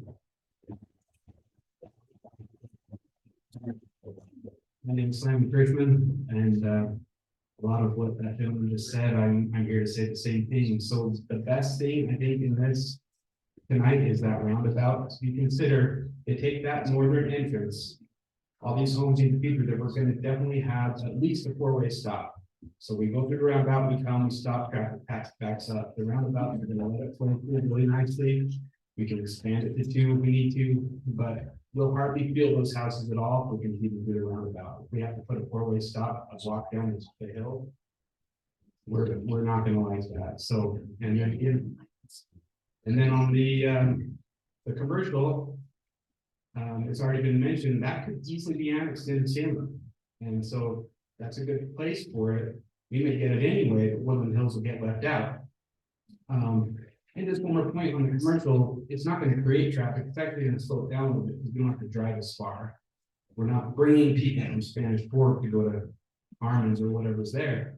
It's just going to give us something a little bit closer. We just had a meeting with the city council. We've got a budget issue with clouds and things. We're trying to figure out how to pay for that. Every little bit counts. So, and really, it's a blessing to see that this is going to be a golf course. We don't have a million homes. I think it'll be beautiful. And frankly, I am a newer resident, so thanks for sharing Woodland Hills with me. And we can't grow very much. We've just got a few little pieces here. It's going to be quiet, even when it's all built out, and it's a beautiful place. I think the best thing that we're looking at is that roundabout. So let's just consider it. I hope we don't leave this night and then we shut it down, because that'll be unfortunate.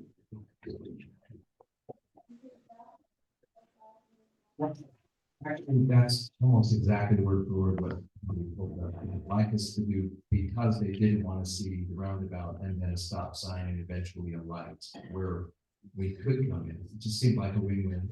It may not be for you. We don't have to do it. But one thing I'd like to mention, we first came into Salem City with a 1,400 lot plan. And you'll be happy to know that the city council there told us we want more open space and less density. More open space, fewer lots. And we came back with a plan that had 1,100 lots. And they said, no, we want fewer lots and more open space. So that happened a couple more times. And finally, they pushed us to a point where the only thing that would work is a golf course, because fewer lots, but on a golf course makes up for the revenue of a lot of lots without a golf course. And so the lot cost goes up that we can charge, but the density goes down. And so that's why instead of 15% minimum open space, we ended up with 55% open space. We think we're being a good neighbor in that respect. And I think we can all thank Salem City for keeping, the pressure on us to do fewer lots and more open space. And so we ended up with what I think is better than what could have been there for you as our neighbors.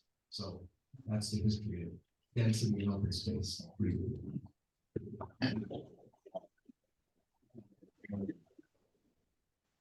My name is Joe Wilkins. I just wanted to make a couple of comments.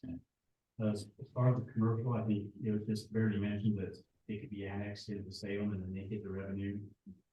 Maybe that's a possibility, maybe it's not. Me personally, I would be in favor of commercial if it made a difference to Woodland Hills and the tax base, whatever, because even, I don't think we get a reprieve in our taxes, but maybe we might get some better roads, a little bit of maintenance. So I'm not too much here or there on the commercial, but I think I would support it if it was, if we could get some benefit out of it. Because it's stuff's gonna be there whether we like it or not. This is all approved, nothing we say can change it. So for me, I'm here, what can I get out of this? So what can we get out of this? As far as the roundabout goes, one thing that hasn't been mentioned is, and because most people in Woodland Hills, we just go straight up Woodland Hills and get into Spanish Fork. But if you stay on 11,200 and go over to Elkridge Drive, you go north, there's new freeway access. So it'd be really easy to direct traffic that way versus just going straight down. And maybe there'd be a reprieve in between there. Probably not for us, but it may benefit others. I'd be more in favor of a roundabout, but stop sign for light by a large volume. My biggest concern for me is pretty big. I think when I mentioned it might be big to other people too. I have a subdivision in Elkridge and they follow the dark sky policy, which Woodland Hill follows. So we have 73 lots over there on the hillside, not one street light anywhere in the whole place. I have a subdivision in Salem, 27 lot. They Salem required street lights, and so I got street lights on every corner and in between every corner. You know, there's $6,000-8,000 a pop and everywhere.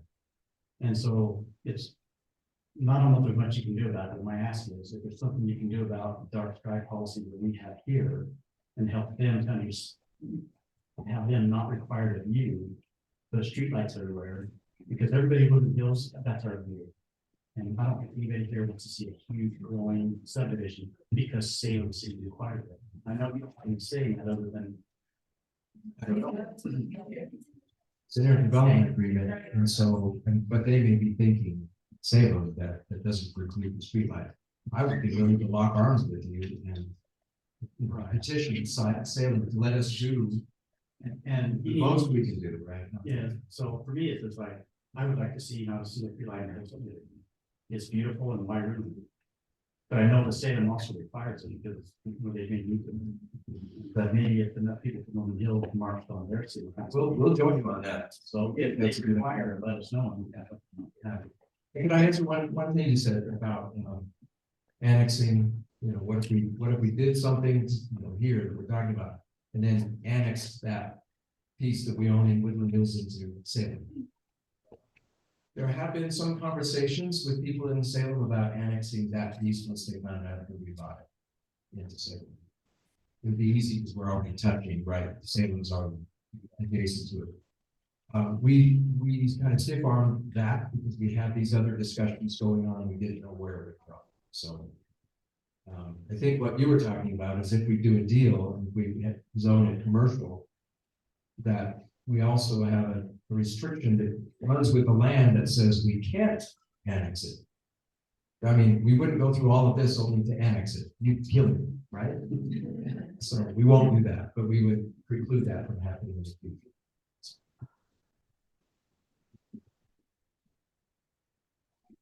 My name is Lori Opiate Thomas, and I'm nervous being up here. I hardly dare come up and disagree with some of the comments that have been made, but I have to. I moved to Woodland Hills on Maple Drive in 1975. Yes, that puts me as living here before all of you. I am the longest time resident in Woodland Hills.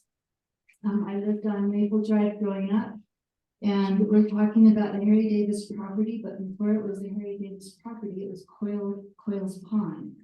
There was a little home there where the Coyle family lived. It was abandoned when I was a child, and my brother and I would hike there with our dogs and walk through it. It still had furniture. There was a little pond and a garden that still grew strawberries and rhubarb. And all of you have moved in and taken up my green space.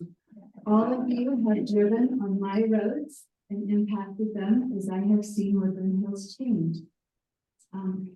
I believe this development is coming, and I'm really happy to see such a beautiful plan come in.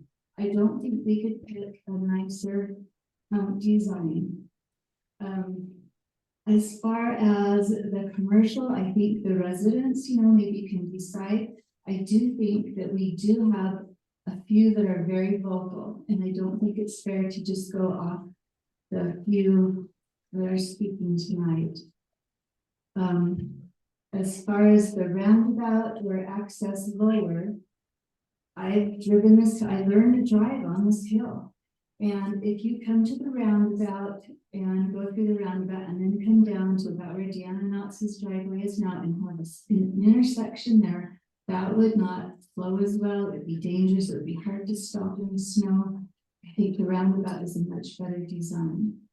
So anyway, thank you so much for listening to us, and I hope you will not think that the comments you have received tonight are representative of the entire city. A lot of us are very excited for this development and for the changes that we see coming, so thank you.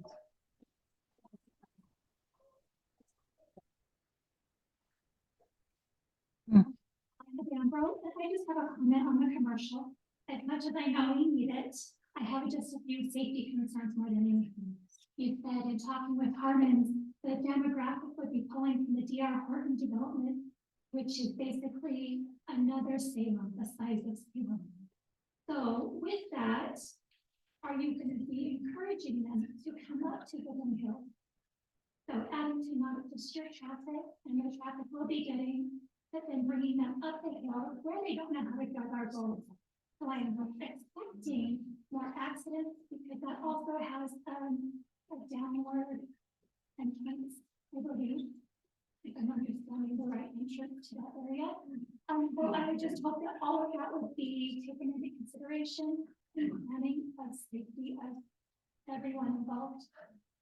Other than that, I think it's good.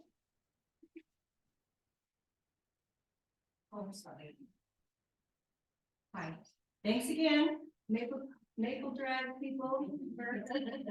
We know how much we didn't want the access, so thanks again for that. Your map left, and I don't know, did I just touch it or? The project, yeah, something left up there, I think that's about the property. So when we're talking about the commercial property, you own that little piece.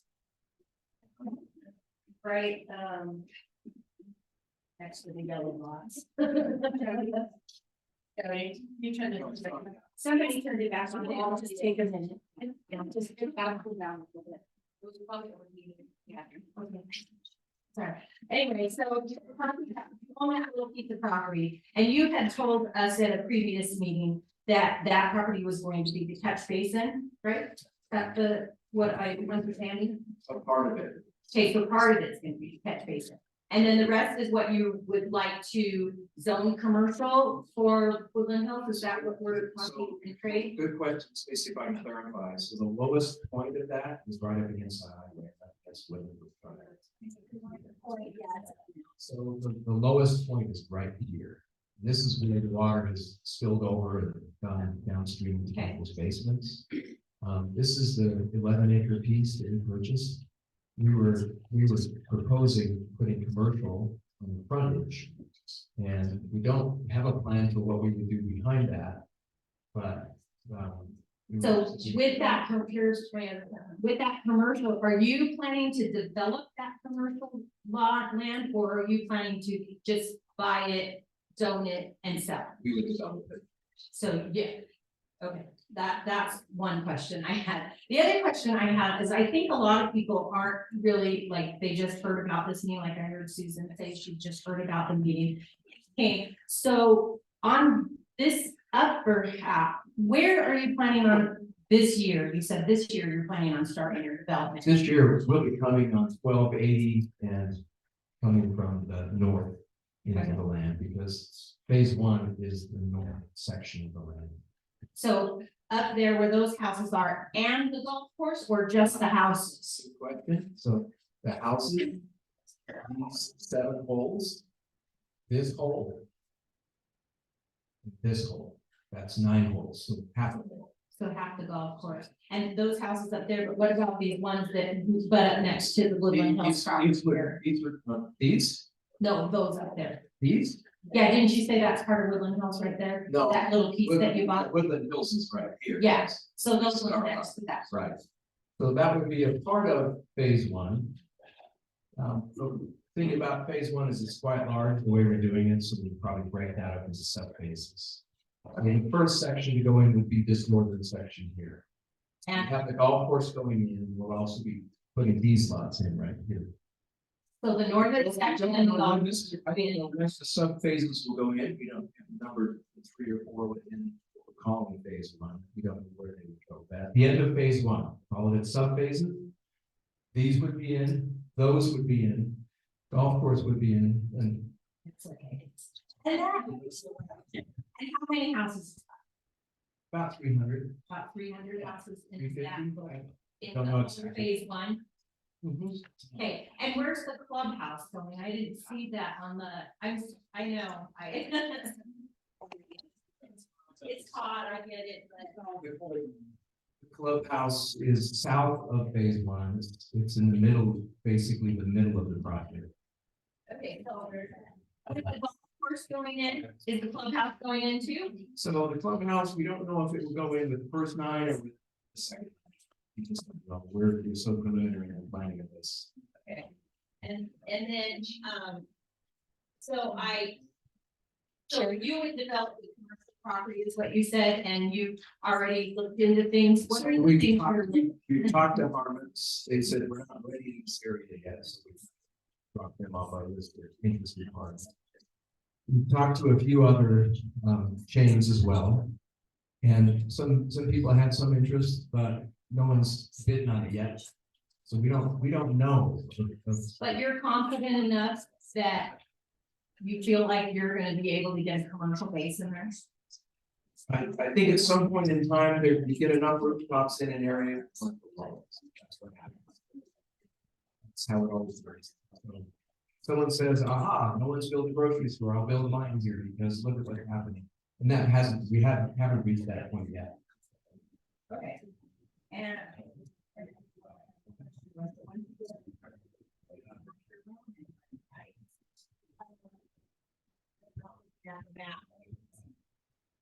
And so you said, sorry, this phase one, you said is these houses up at the top of the map. Is that, and then you said you're gonna develop that part in the middle. Yes. Is that 300 houses part of that middle part as well? Yes, 300, 350, I don't know the count of it. Yeah. Okay. All right. It's about half. I think for my next question on that.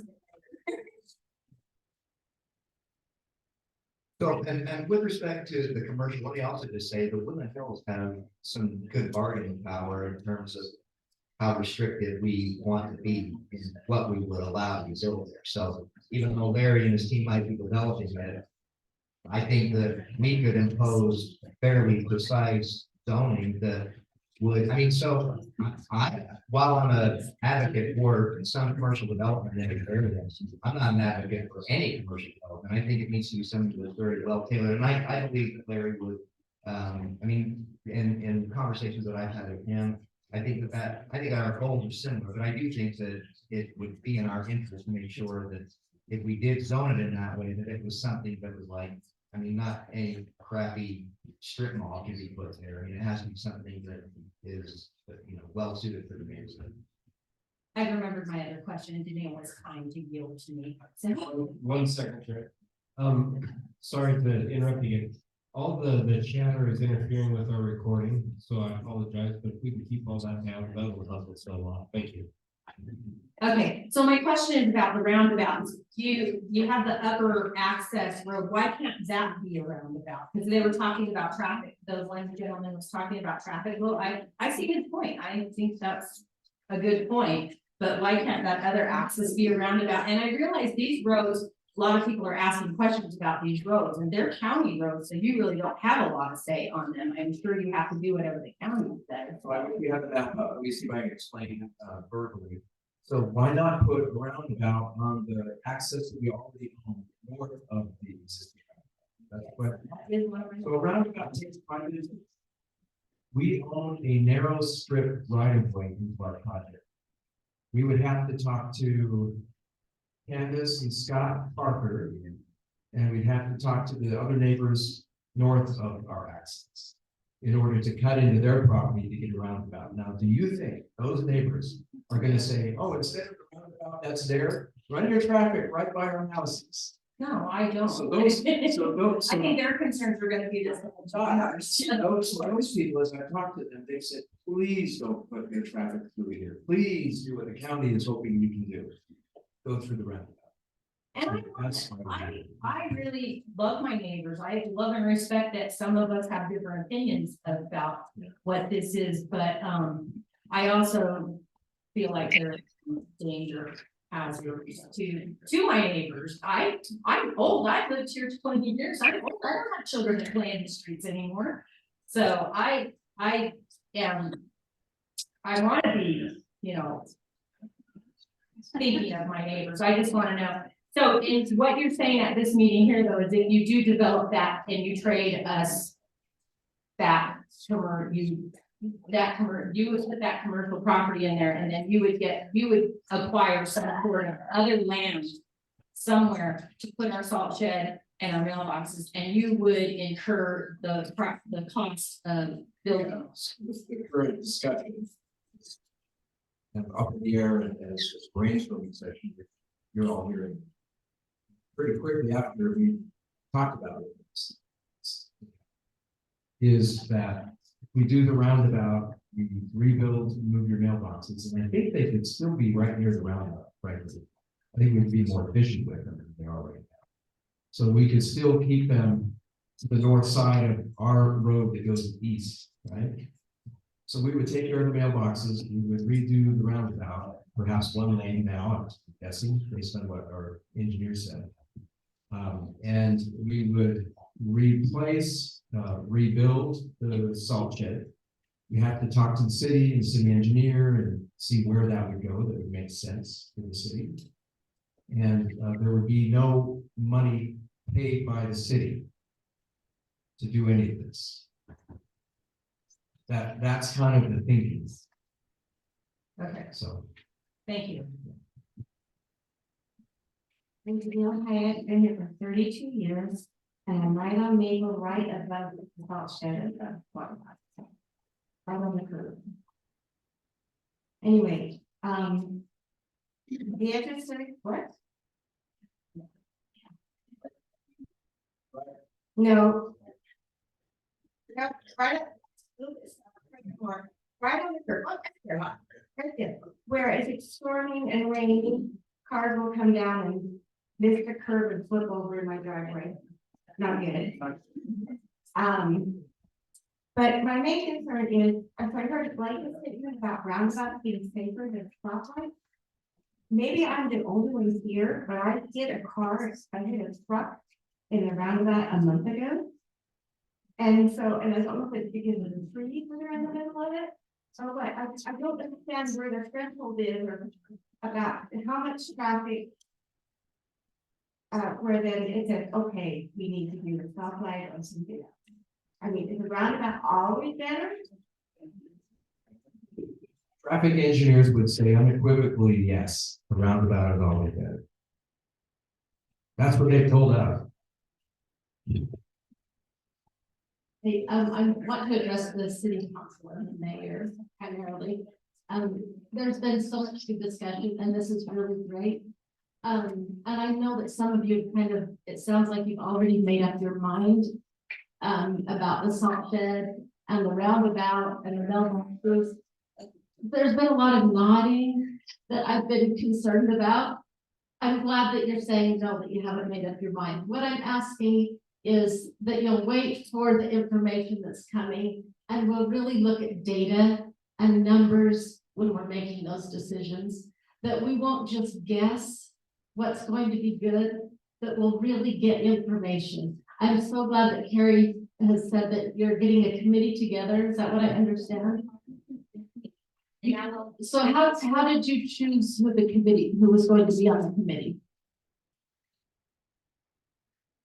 when we decided to have the committee, we looked at people who had been living here a long time, people who lived in various sections of the city, those who lived here longer, those who are newer, just to be on the committee. Now, the committee will not be making the decisions. The committee is just going to help facilitate having the meetings for all of you to come and give your input.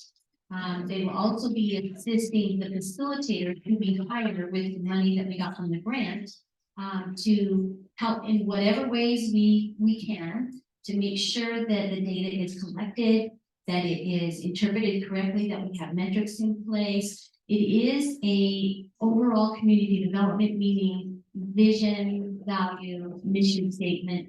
What do we want? How do we want to maintain a quality of life, and at the same time, looking at those issues that affect our city right now and what the possible solutions could be. Because we want to hear from current residents and the property owners. I mean, obviously, there's land that's not developed, somebody owns it. So we need to have their input as well on what we really want to see, how we want to see the rest of our city developed, whether it's residential, whether it's commercial, whether it's whatever comes out from the meetings. We're not going in with preconceived ideas, but we do want to have a vision and a mission for our city. I appreciate that. I'm hoping that all of the decisions that you make will be data driven, that you'll be able to collect information and make decisions that are data driven, that are based on facts and not just feelings. And I hope that you'll keep sharing that information with us so we can keep giving you our hopes and our dreams, so you can consider those as well. Well, I agree with the data-driven metrics in place, and that's why. Because it would be nice to know, okay, your property taxes will go up this much if you do this, they'll go down this much if you do this. Yeah. Because then we can make a better decision, and we don't have to just say, let's guess and see that, I hope that this makes things better in this way. I agree, Jill. We don't want to make decisions for our future based on anecdotal emotions. Yes. We want to make sure that we're doing things that are data driven, that are in best practices. I mean, like Jeremy said, we know that the future, I mean, when we say 2040, it seems like forever. Some of us will no longer be here, right? But we also have young families, students families who will be here. His kids will have been raised here. And so we need to consider the long planning, regional planning that's happening around us, as well as our own planning, immediate needs versus long-term needs. And that's kind of what the gist of this community development grant was, is how do we interact with the regional transportation planning, as well as then our own ordinances and what we feel would continue. So the next question I have is, I'm glad that this is going to happen, that we're going to get data and facts information. Is it going to be in a timely manner that it match, so we can keep up with the choices that the developer wants to make? Well, we hope so. Our plan is to put out the RFP here sometime towards the end of the month. So these RFPs. Our request for proposal from different facilitators who will be able to look at what we're asking. And they can give us their bids. We can choose which ones that we feel are best for our city. We'll probably have 2 different ones, because there's a different skill set needed for visioning and mission statement versus planning. But they will be coordinated. They would be coordinated You guys have to go hand in hand, because the money has to. Right. And so they will be coordinated. It will be something that we'll be able to give our input for, to and through, and then suggestions will be brought forth to the planning commission and to the council with those recommendations that are given from you. The facilitators don't give the recommendations. The facilitators gather the information. And they're professional people who know how to gather the information that's given. Then we will put that then forward with other data that has already been gathered, like MAG's, Mountain Association of Governments Transportation Planning, that they've spent a lot of money on, or UDOT or whoever, right? We'll collect those data as well. We know we have data from from Envision Utah and the validation that the state paid money for data to be gathered, so we can use some of their existing data. And then how does that interact with what our data is for working us? That's great, thank you. And put in our financial data, which will be really key. It will. So thank you for making sure that we're looking at data. We're making decisions not based on a gut feeling or. Yeah, so we're hoping to have these focus groups started, probably in March is what we're thinking, that we If would there like are to have opportunities to be involved in the focus groups, will you? All of you. Will you let? Every single one of you who is in this room now should be attending one of the focus groups. Okay. Our goal is, we have, when we got fiber, everybody's like, we hope for a 30% take rate. Well, we got like close to 80, right? Because we wanted fiber. I want the same thing. I'm shooting for 100% take rate. I'm coming and you attending the focus groups to give your opinions and to look at the data. Okay, thank you. Thanks, everyone. And Jill, I just want to say though, that, I mean, it won't be possible for us to leave no stone unturned. I mean, there is going to be a fair amount. I mean, we don't have the budget to do, I mean, when you're talking data, yeah, we can get input from all the residents and we can get input and sort of interface it with other studies that have been done. But I mean, if you're talking engineering, if you're talking drainage, all those things, I mean, we are limited just budgetarily as to how deeply we can delve in something like that. But I'm hoping the information we gather isn't just opinions. Yeah, no one's gonna move forward with just hunches. I mean, it's something that's gonna be, it will be data driven, but I don't think that we can promise an exhaustive study in every respect, no stone left unturned sort of an analysis. I mean, Sure. you know, we do the best we can. But I'd rather we also get touches from professionals than just, I mean, Agreed. all of you guys are awesome, but you're just like me. You just are a resident here. Right. And we all have some specialties, but none of us are professional city planners. Right. And I don't expect any of you to be a professional city planner, but I expect you to get your information from somebody who's qualified. Right, no, I think that we're on agreement on that. Thanks. I don't know, Kevin, that Janet just mentioned that she. All right, so if you have a comment, it's at your own peril.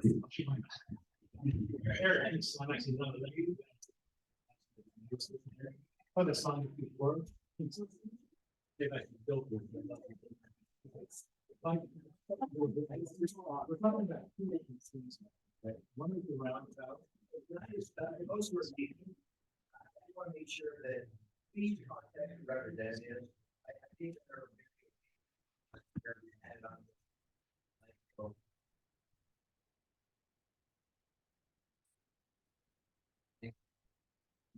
So the land that we're talking about from a commercial perspective, you already own that.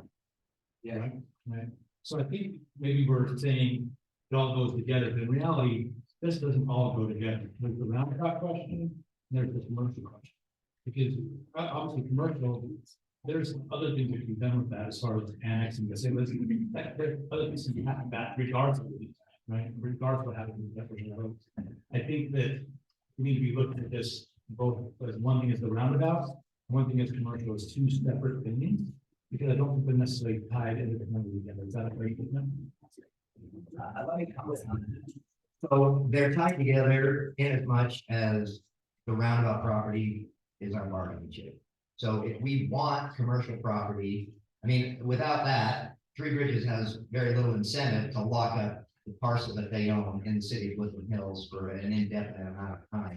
So I don't think that we should just give up that property without getting something besides just the price of the property and even the relocation of the mailboxes. I mean, to me, I think that we're in a position where if we want commercial, this would be an opportunity to at least make a meaningful movement in that direction. So essentially, if we, whether we want commercial or not, it's mostly happening. Like, in reality, it's probably gonna happen. The question is, do we get the benefit from it or not, right? The traffic that comes with that, it's gonna happen one way or not, right? We don't make a decision on that. So as I look at that from a resident of Woodland Hills, I would much rather benefit from that, and what's going to be happening regardless of what I say, than just letting it happen and not having any. So I would be definitely supporting.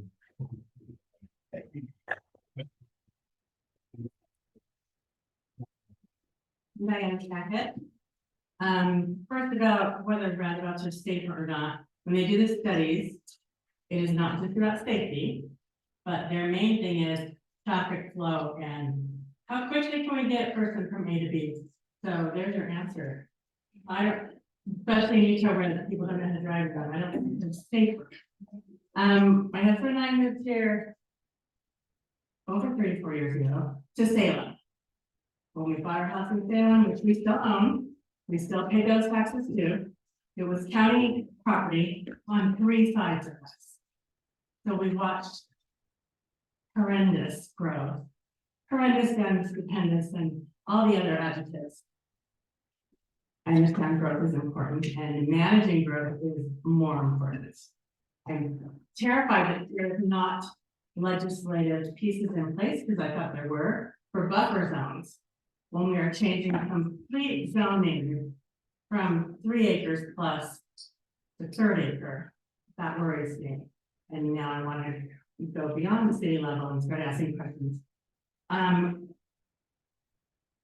Yes, commercial is going to come because the state's widening the road, and that's been a plan. I think it's been in place 7 or 8 years already. So we know that's going to happen. Having control of that is really important. I don't want commercial. I don't want it at all, but I understand having some control is better than letting whatever happen. But I don't ever think I'm going to benefit from taxes from commercial. Our taxes for our Salem home have not been affected by the tax base that has come in. And there's certainly more opportunity there for commercial than there is in Woodland Hills. So do not any of us think, oh great, I'm gonna save money on taxes because we've got this tax base coming now.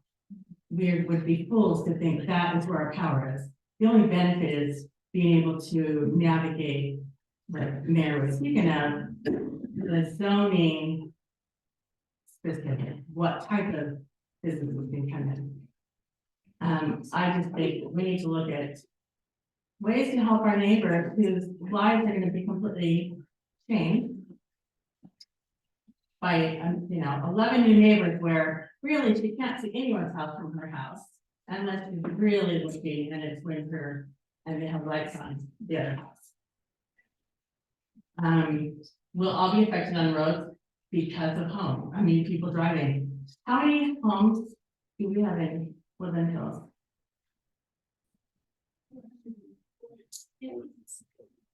Yeah, depends on if you're all the way built or you're in the process. So we're looking at 1.5 times the number of dwellings.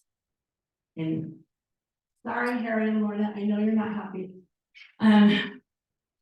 Their kids are already paid back. Oh, I know there's every one of them. In fact, one's the neighbor of our Salem house. I know those kids are happy. The grandkids are happy. Lorna and Harry are not. I don't know where it's going, but I'm worried that sometimes we get caught up in, yes, we can lower our taxes, or yes, we can do a roundabout, or oh, we can get new mailboxes, and then everyone can have mailbox. Oh, it's crazy. We don't need a new mailbox built in order to give up things we're not going to give up. If we need to build new mailboxes or add mailboxes, we can find a way to do that. I think we need to be careful that we're actually looking at the information and what we're comparing, giving and losing, rather than it sounds great, it sounds beautiful, etc. Thanks.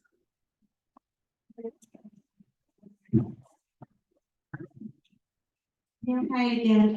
So when we talk about the golf course, well, how much will the commercial add to traffic? I mean, will people not live in the golf course that come up to the golf course? It's a private golf course, but we also have a hotel component. It's spread out throughout our project. So some of those 700 units are hotels and hotel rooms. And people will come to the hotel and have some tea times on which they can play.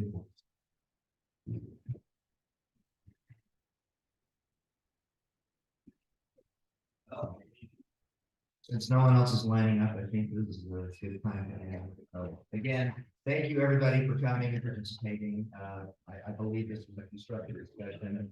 But I can't emphasize enough.